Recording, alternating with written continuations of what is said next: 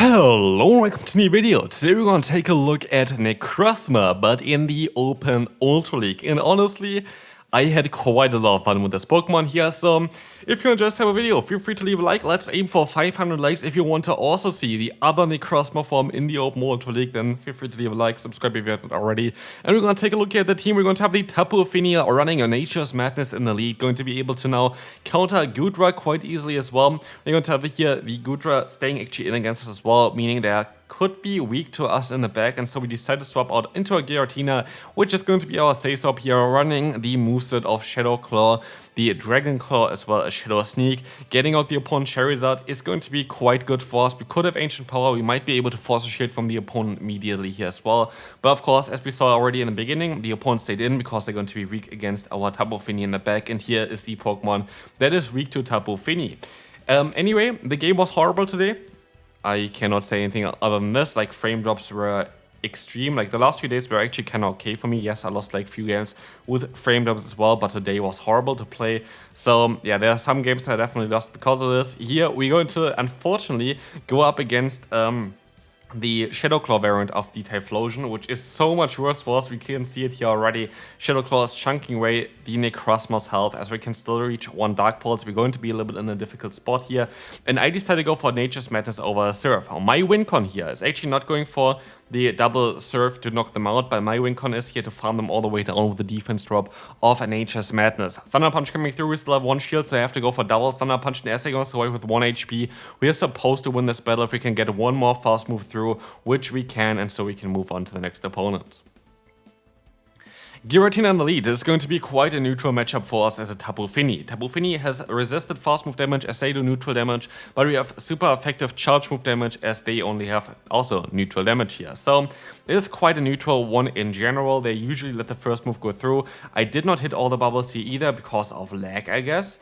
But yeah, like honestly, like lag was quite ridiculous. I had a lot of times where I just wasn't able to tap the screen in general, like that was also happening there, where I lost like some fast moves because I just was not able to even click on the screen, which is kind of mad.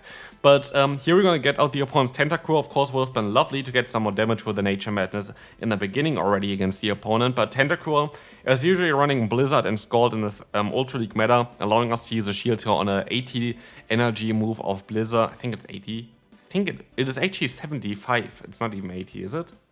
No, 75 is Hydro Pump. Don't mind me, I think it's 80. Anyway, we're going to be able to go for a Dragon Claw here. This is going to knock them out. And so at least we can align ourselves, as they're going to go back very likely into their Giratina, which we would have mostly knocked out at this point if we would have been able to hit all the bubbles of their Nature's Madness.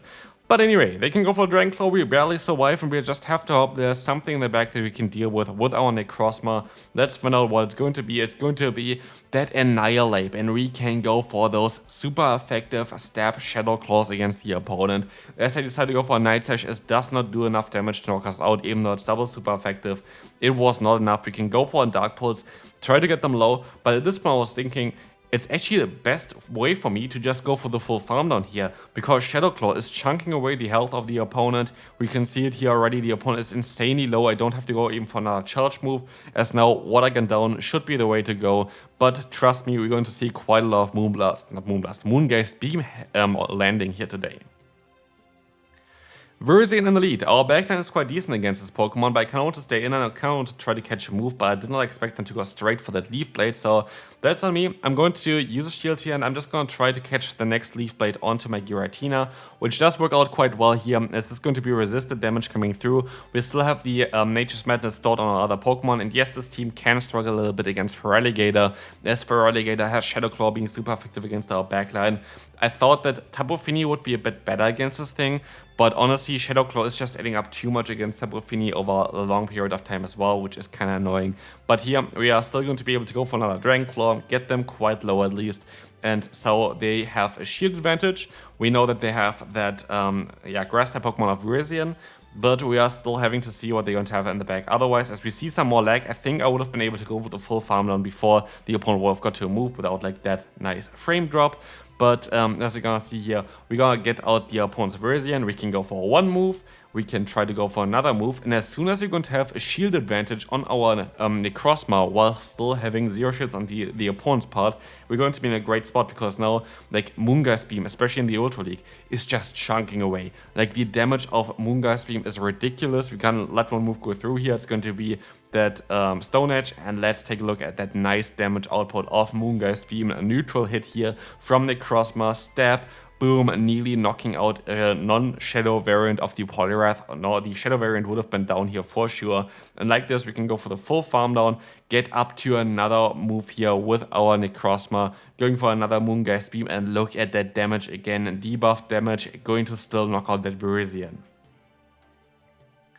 Next opponent, quite a bad lead for us. The Cresselia is going to be something where you have to swap out straight away into our Giratina. Shadow Sneak is going to be able to do at least some super effective damage against them, while Shadow Sneak is a pretty bad move. We all see already the bulk of Cresselia is quite ridiculous, that they can easily survive this move as well. Moonblast coming through. We can still try our best here of going for another Shadow Sneak. Shadow Sneak is going to be able to get them low enough that we're most likely going to be able to farm them down with our Necrozma later on as well.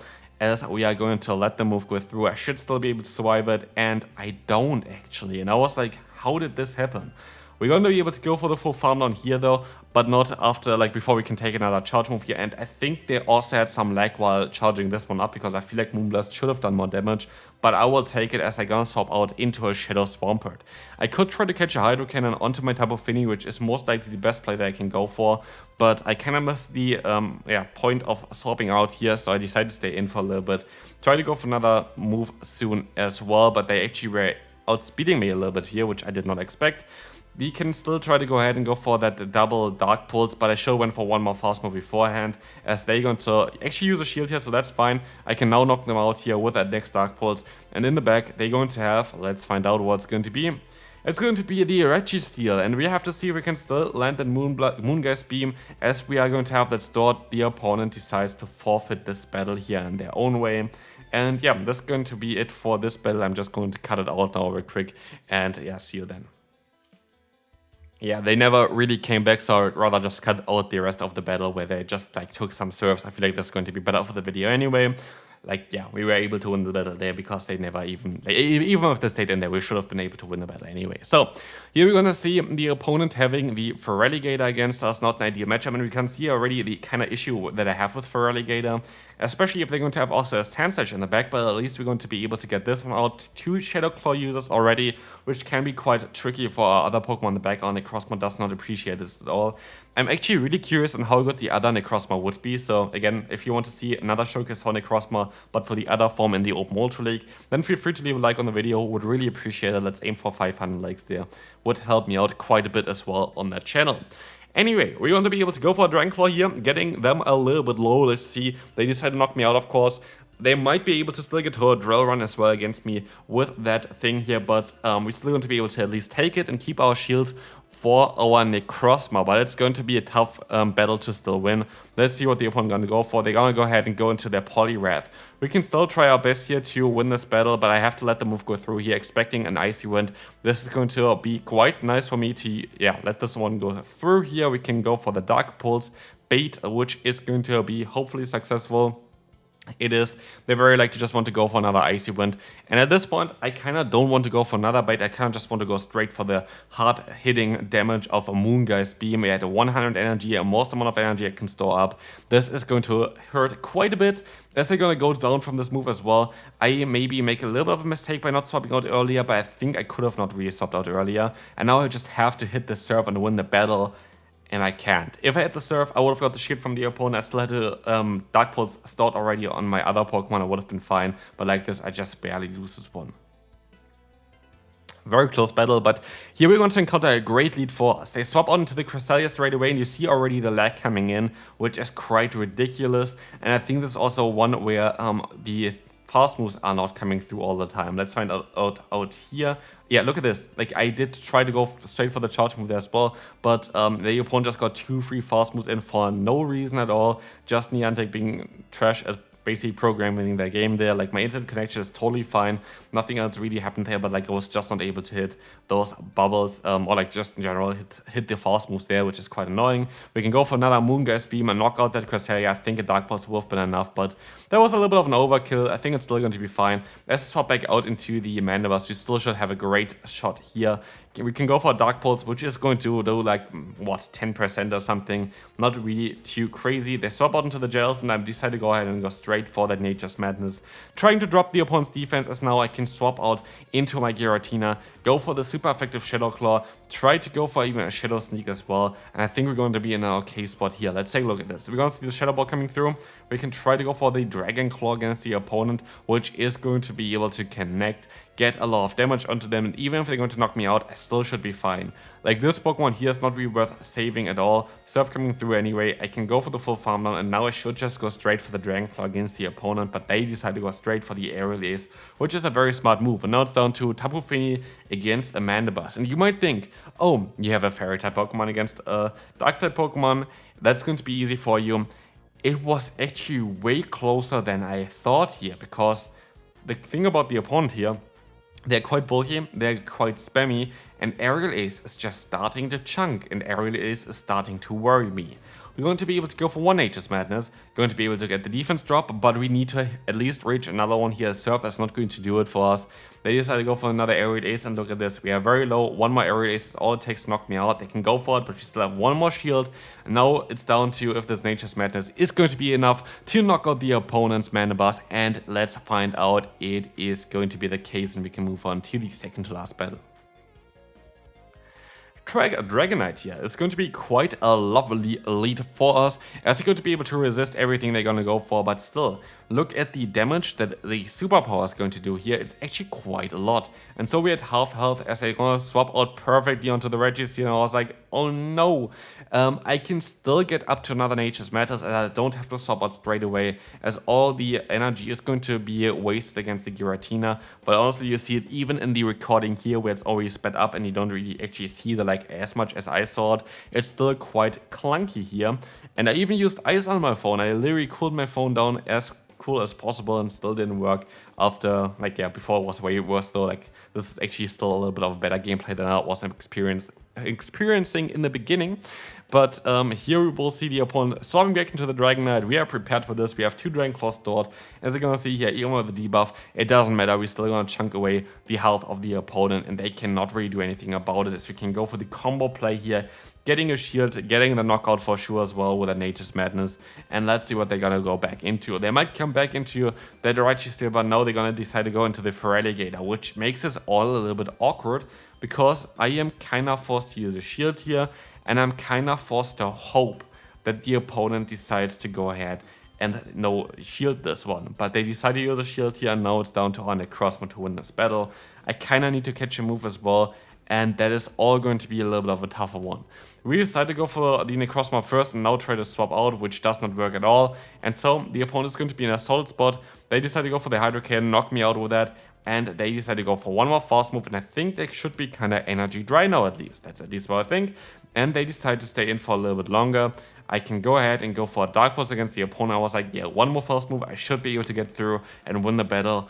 But what we're gonna see here now is, I was wrong. They actually already did another charge move, which is quite ridiculous, and so they can knock me out. Good game there, well played, and we can move on to the final one. Usually I don't like to battle against Zygarde, but if it's going to be aligned against our lead, it's kind of fine. We're going to see here the Emperor's coming in, and we have to keep alignment. If we don't keep alignment, that's going to be quite a tough one for later on. We're going to try to go for more Dragon Claws against the opponent. This is going to be able to get the shield from them, and I still try to get the knockout here. So I decided to let the first move go through. It's going to be very likely the Brutal Swing, which it is going to be, and we can shield up the next one, trying to align ourselves. Alignment is quite important in this scenario. Brutal Swing is coming through. We can go ahead and go for another charge move, and this is going to be enough to actually knock them out, which I was quite happy about. I was kind of worried that I would lose this matchup in the two-shield scenario, but the opponent did not even go for it, and they decided to go back into that Zygarde, allowing us to align ourselves, because you don't want to have the Giratina, not the Giratina, the Necrozma, of course, against the Zygarde, as Zygarde has Crunch, and Crunch is double super effective. In comes the opponent's Tentacruel, and this is actually quite nice because Tentacruel is going for resisted damage as he Ghost typing, resist the poison typing of Tentacruel here. We're going to be able to get a shield already as well from the opponent as they're going to use a shield onto the Scald. They don't get the debuff here, which is quite lovely, and we can try to go for a Moongeist beam, but they can actually reach another Scald in time, which is quite crucial as now they're going to do a ton of damage, but not enough as we can go for that Moongeist beam, knocking them out with that one as well. And now it's down to the Zygarde, and honestly, this game is over. Like, Zygarde has nothing really to do against us. We should be able to just knock them out with just one more Moongeist beam. And so this is going to be it for this video. Hopefully you enjoyed. If you did, feel free to leave a like and subscribe if you have not already, and I'll see you then. Bye bye.